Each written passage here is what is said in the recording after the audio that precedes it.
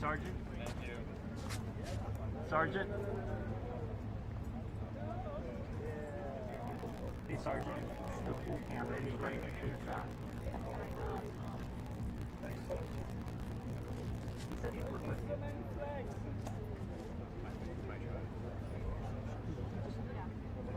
Six inches that way?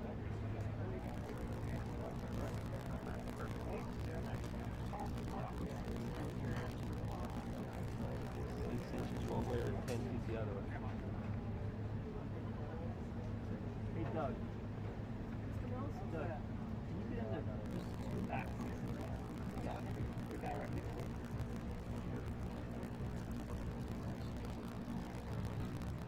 How's that? Good. Go back.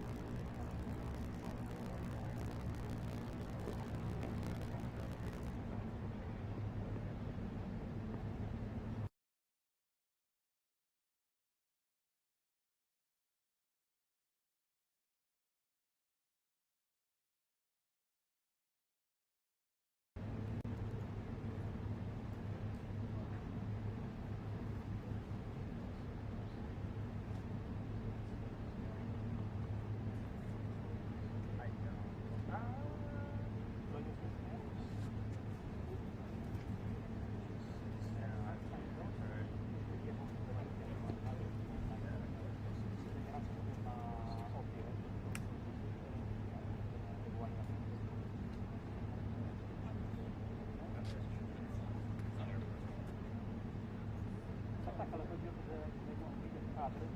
Mais tarde. É, mas lá em cima da mão. Cara, perdedor.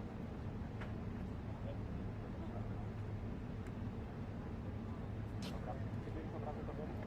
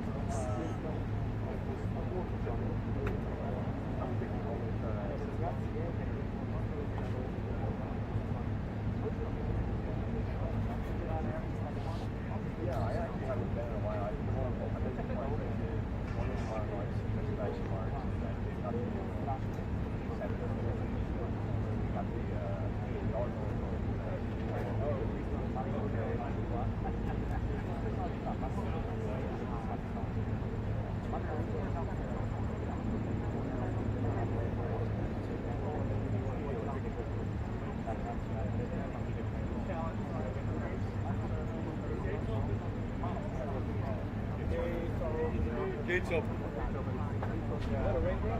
Gates are open. Oh, it's raining. I hope so. Ready?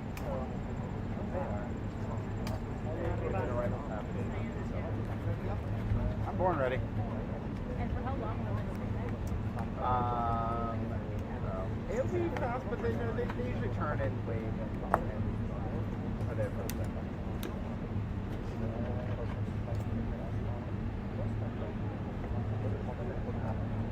Okay, right what's happening. Yeah, click on go.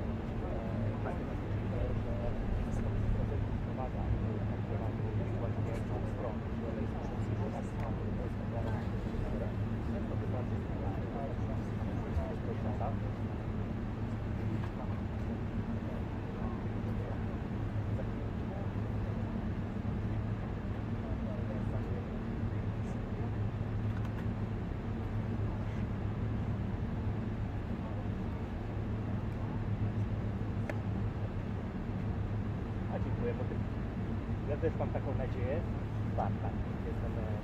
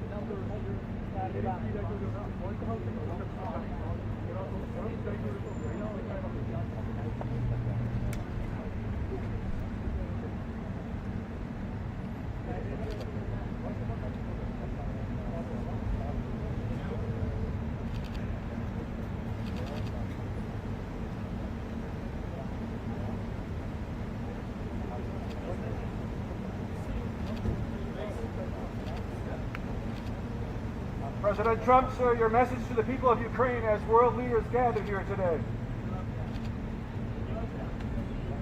Russia continues many. Is there a just option of peace on the table?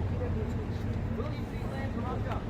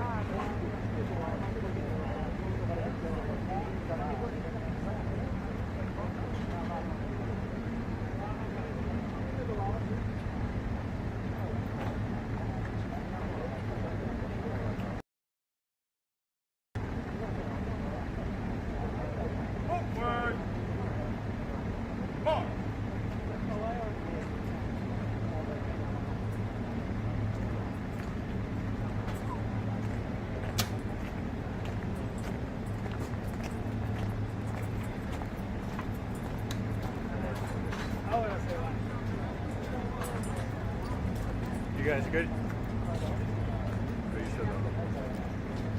I'm hot.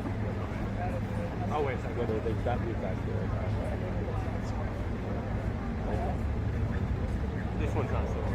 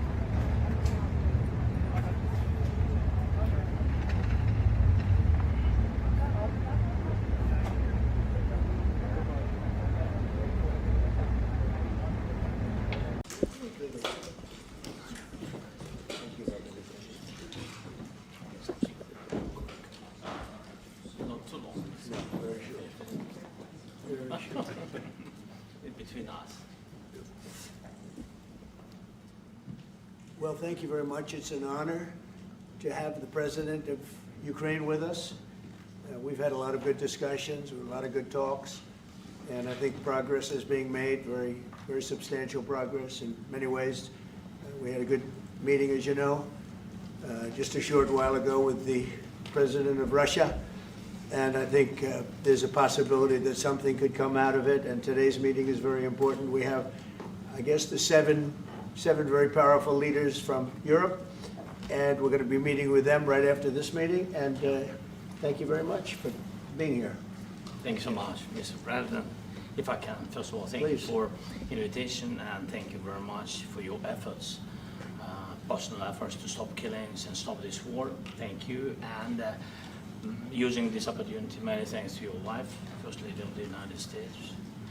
She sent a letter to Putin about our children, abducted children, and my wife, First Lady of Ukraine, she gave the letter.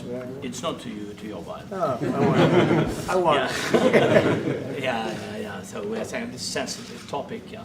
Yes, please. And thanks to our partners, and that you supported this format that after our leaders who are around us, UK, France, Germany, Italy, Finland, EU, NATO, I mean all partners around Ukraine supporting us. Thanks to them, and thank you very much. Thank you very much for being here. President Trump. Do you think it's fair? Yes, Peter, go ahead. Thank you, President Trump. So, President Zelenskyy, you say in a post on X today, Russia must end this war, which it itself started. President Trump, you say President Zelenskyy of Ukraine can end the war with Russia almost immediately if he wants to, which is it? No, I think that's true. I think they'll. We're going to have a meeting. I think if everything works out well today, we'll have a trilat. And I think there will be a reasonable chance of ending the war when we do that. And is this the end of the road for American support for Ukraine? Is today's meeting deal or no deal? I can never say that. It's never the end of the road. People are being killed, and we want to stop that. So I would not say it's the end of the road. No, I think we have a good chance of doing it. It's been almost 4 years now that a lot of people were killed last week. A lot of people last week. I mean, millions of people killed, but a lot of people last week for whatever reason. A big number, a lot of soldiers, on both sides. And I know the president, I know myself, and I believe Vladimir Putin wants to see it ended. And as you met with Putin on Friday, today you've got President Zelenskyy here. As you listen to Russia and Ukraine, which side has the better cards? Well, I don't want to say that. I'm just here to be. Look, this isn't my war. This is Joe Biden's war. He's the one that had a lot to do with this happening, and we want to get it ended. And we want it to end good for everybody. We want it to end good. The people of Ukraine have suffered incredibly. And to that point, President Zelenskyy, are you prepared to keep sending Ukrainian troops to their deaths for another couple years, or are you going to agree to redraw the maps? Thank you for your question. So, first of all, we live under each day attacks. That today have been a lot of attacks and a lot of wounded people, and the child was dead, small one year and a half. So we need to stop this war, to stop Russia, and we need support, American and European partners. And we will do our best for this. So, and I think we show that we are strong people, and we supported the idea of the United States, of personally of President Trump, to stop this war, to make a diplomatic way of finishing this war. And we are ready for trilateral, as President said. This is a good signal about trilateral. I think this is very good. Thank you. Mr. President,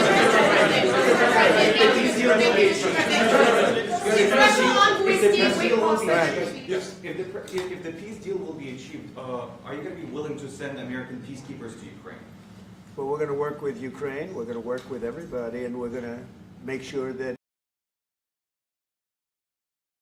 this is very long term. We're not talking about a 2-year peace and then we end up in this mess again. We're going to make sure that everything's good. We'll work with Russia. We're going to work with Ukraine, and we're going to make sure it works. And I think if we can get to peace, it's going to work. I have no doubt about it. Your team has talked about security guarantees. Could that involve U.S. troops? Would you rule that out in the future? We'll let you know that maybe later today. We're meeting with 7 great leaders of great countries also, and we'll be talking about that. They'll all be involved, but there'll be a lot of help. When it comes to security, there's going to be a lot of help. It's going to be good. They are first line of defense because they're there. They're Europe.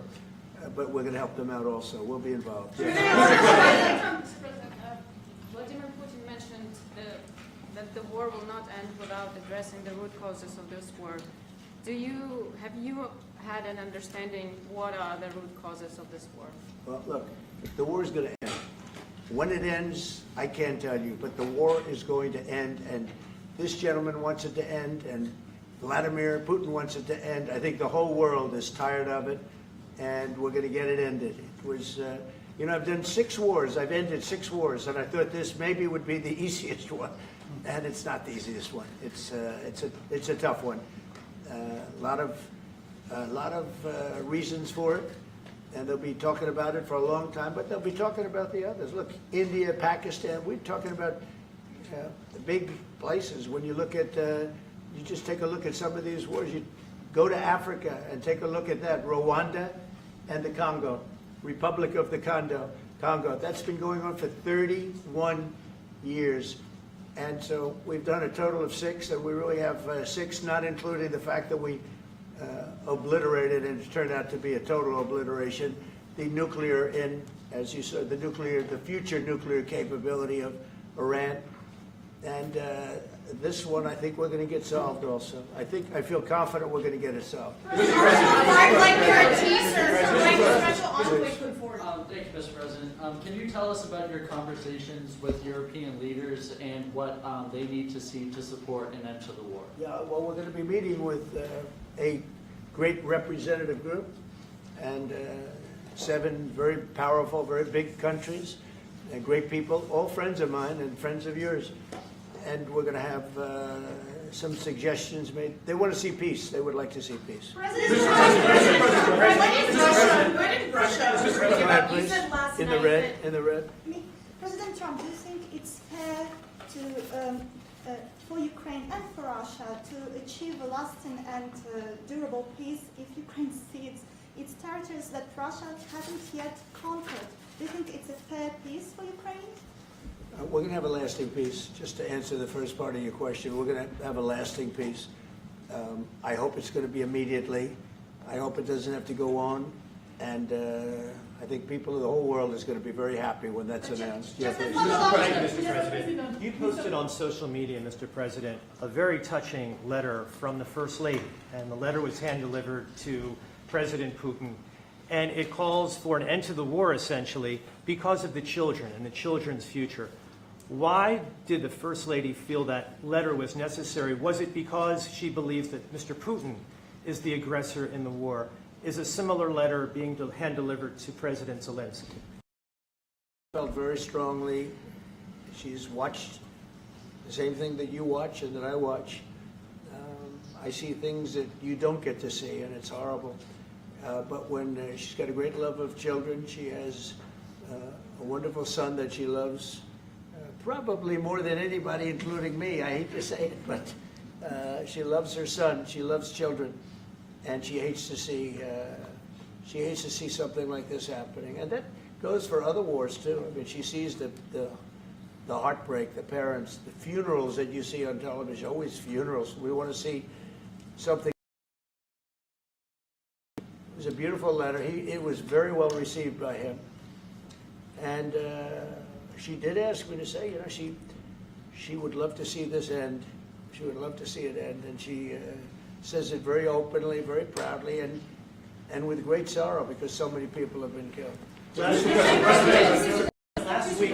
week, Brian, go ahead, Brian. Yes, sir. I've got a question for each of you. Yes. First of all, President Zelensky, you look fabulous in that suit. I said the same thing. Yeah, you look good. I said the same thing. Yeah, looks good on I you. said the one that attacked you last time. See, now he's I remember that. Yeah, I apologize to you. You look wonderful. No, my first question for you, President But you Zelensky. are in the same suit. You see, I changed, you are not. Maybe yours is much better.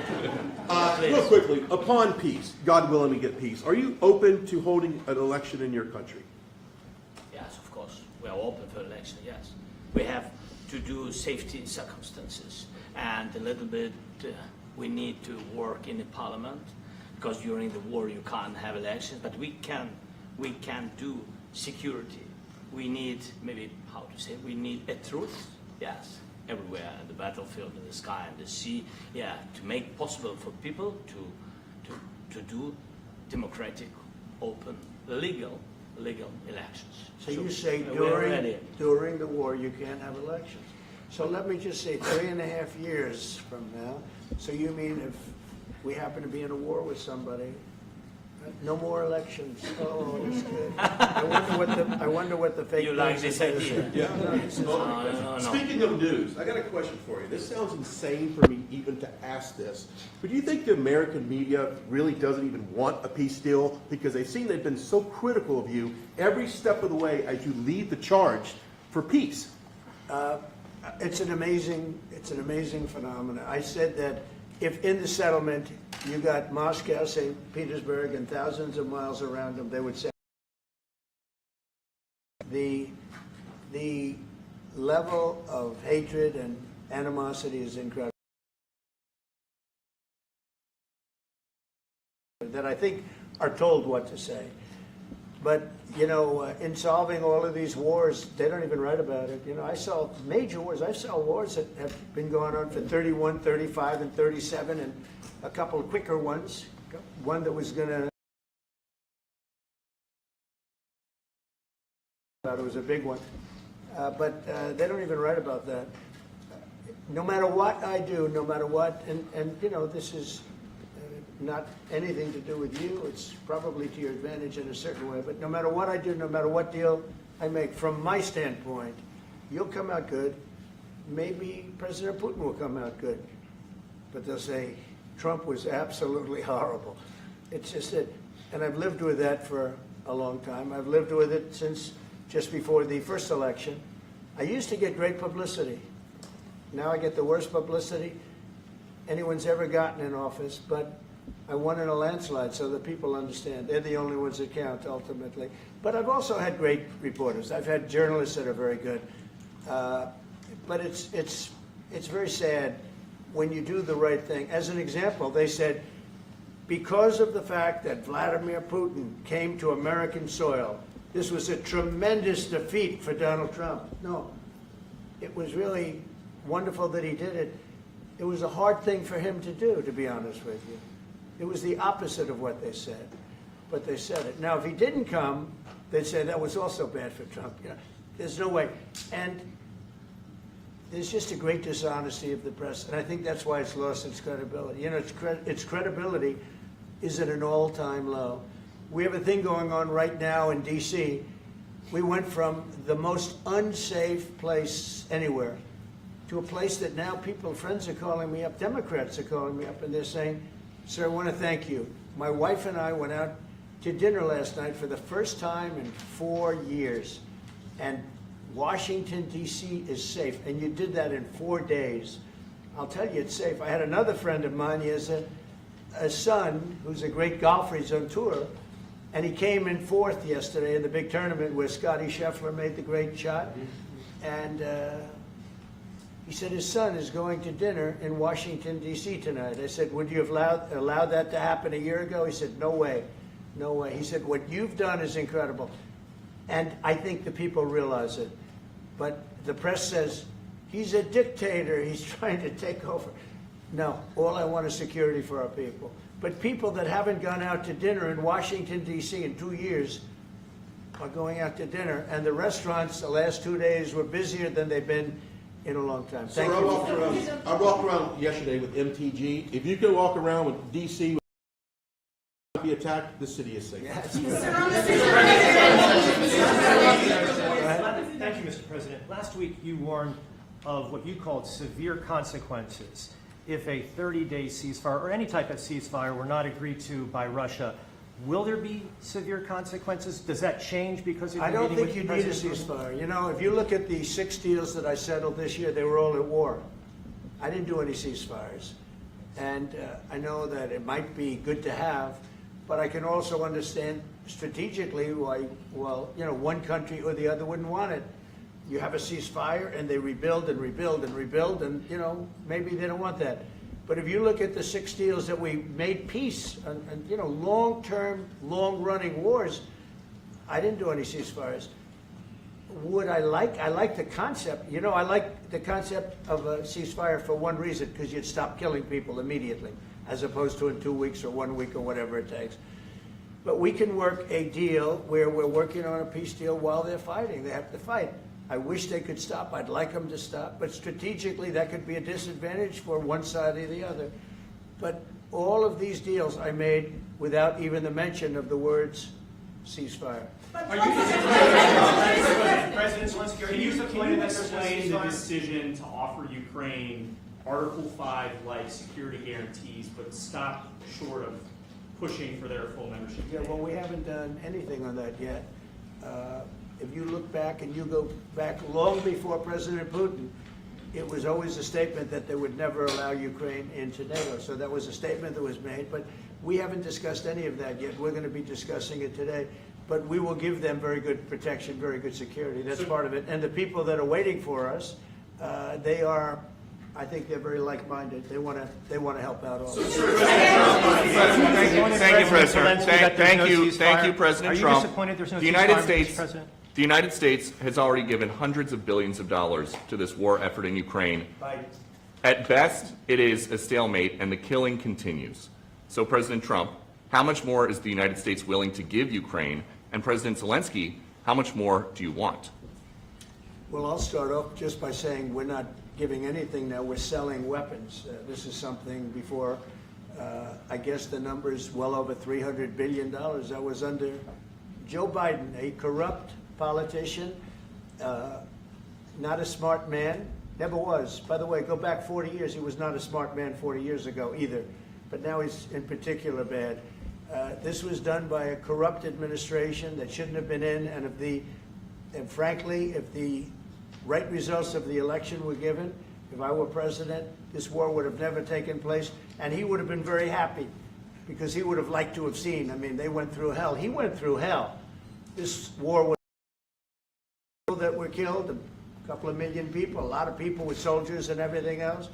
And the people that have been displaced and forced into other areas and other countries because of what's happened, none of that would have happened. And I'm just saying that he was a horrible president. Whether it was the borders or this, he was just a horrible, corrupt president. Mr. President, you want to? I can. Thanks so much. So first of all, we have possibility now to buy weapon from the United States. We are thankful for this program and this opportunity. We are thankful for Europe. They pay for this, and through NATO program, for example, Pearl and etc. We have some programs where we can have some money to finance this, and this is a part. I think it's not a part for the war and to defend us. It also will be a part for security guarantees, to strengthen our army, to rearm Ukrainian army. This is very, very important, and it depends how much money we need to rearm. For example, the question of air defense, we spoke about it with President Trump, and I'm happy that we have now bilateral decisions and we work on it with production, American production. Nobody in Europe has so many air defense like Patriots, for example. We need it very much, and this is also about defending. I think the good news, we make the best military equipment in the world by far. You mentioned the Patriots. How good are they? Systems. We have systems. They're literally 100% foolproof, and it's really like shooting two bullets. You know, two bullets hitting each other in the air in a space like this. The chance is 100%. It's 99 to 100%. So we sell the equipment to NATO. And NATO does what, I don't know what the arrangement is that you have with, but I know that they want you to have the equipment. And we're getting the best equipment in the world, but they pay us for the equipment. Under Biden, it was just crazy what was going on. I believe the number is over 300. I think it could be $350 billion worth of equipment and money and everything else. And we've made more progress in settling this war in the last 2 months than they made in 4 years. This should have been settled a long time ago, but it should have never happened. Yeah, please. Real quickly, you pushed out on social media. All right, Brian, go first. You pushed out on social media about doing away with mail-in ballots and potentially electronic voting machines. Can you expand on that and how important Well, that's a very off-topic, just really quickly. Mail-in ballots are corrupt. Mail-in ballots, you can never have a real democracy with mail-in ballots. And we, as a Republican Party, are going to do everything possible that we get rid of mail-in ballots. We're going to start with an executive order that's being written right now by the best lawyers in the country to end mail-in ballots because they're corrupt. And you know that we're the only country in the world, I believe, I may be wrong, but just about the only country in the world that uses them because of what's happened. Massive fraud all over the place. The other thing we want change are the machines. For all of the money they spend, it's approximately 10 times more expensive than paper ballots. And paper ballots are very sophisticated with the watermark paper and everything else. We would get secure elections. We'd get much faster results. The machines, I mean, they say we're going to have the results in 2 weeks. With paper ballots, you have the results that night. Most people, but most people, many countries use paper ballots. It's the most secure form. So between paper ballots, very, very important, paper ballots, and I think maybe even more important, the mail-in voting. We're going to end mail-in voting. It's a fraud. If you have mail-in vote, even Jimmy Carter with this commission, they set it up. He said the one thing about mail-in voting, you will never have an honest election if you have mail-in. And it's time that the Republicans get tough and stop it because the Democrats want it. It's the only way they can get elected. Because with men and women's sports and with transgender for everybody and open borders and all of the horrible things, and now the new thing is they love crime. They're fighting me on the fact that I've made Washington, D.C. safe. We're not going to get mugged, beaten up, or killed like all the people you've been watching get so badly hurt. I'm glad, I hate to take your time with this, but I'm glad you asked me that question. We're going to stop mail-in ballots because it's corrupt. You know, when you go to a voting booth and you do it the right way and you go to a state that runs it properly, you go in, they even ask me, they asked me for my license plate, for identity. I said, I don't know if I have it. They said, sir, you have to have it. I was very impressed, actually. But it's very hard to cheat with mail-in voting. As you know what happens in California, it's so corrupt, where some people get 5, 6, 7 ballots delivered to them. Now, we got to stop mail-in voting, and the Republicans have to lead the charge. The Democrats want it because they have horrible policy. If you have mail-in voting, you're not going to have many Democrats get elected. That's bigger than anything having to do with redistricting, believe me.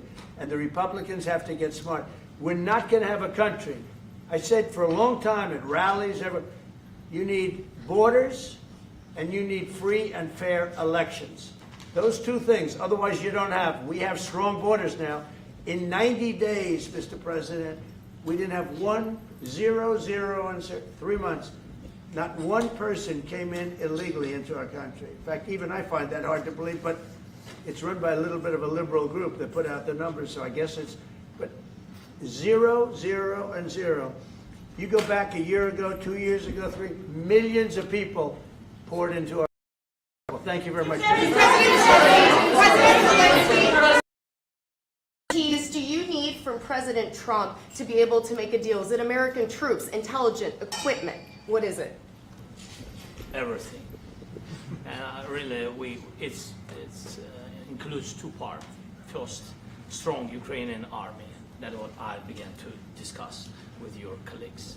And it's a lot about weapon and then people and training missions and intelligence. And second, we will discuss with our partners. It depends on the big countries, on the United States, on a lot of our friends. And Mr. President, are you willing to commit American troops to that NATO-like protection in order to get President Zelenskyy to a deal today? Well, I don't know if you define it that way, but NATO-like, I mean, we have people waiting in another room right now. They're all here from Europe, biggest people in Europe, and they want to give protection. They feel very strongly about it, and we'll help them out with that. I think it's very important. I think it's very important to get the deal done.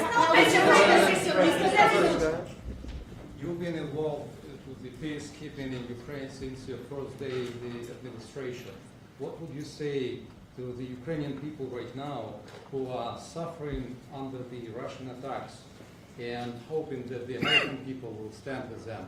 Well, I know Ukrainian people. I've known many over the years. They're great people. They're smart. They're energetic. They love their country. I mean, they love their country, and we want to get this war ended. That's all I can do. I love the Ukrainian people, but I love all people. I love the Russian people. I love them all. I want to get the war stopped. Very important. Mr. President, was there any aspect of your discussion with Vladimir Putin that left you disappointed? Look, we just spoke to, I was just telling the President, I just spoke to President Putin indirectly, and we're going to have a phone call right after these meetings today. And we may or may not have a trilat. If we don't have a trilat, then the fighting continues. And if we ending it, but he's expecting my call when we're finished with this meeting. Thank you very much, everybody. Thank you,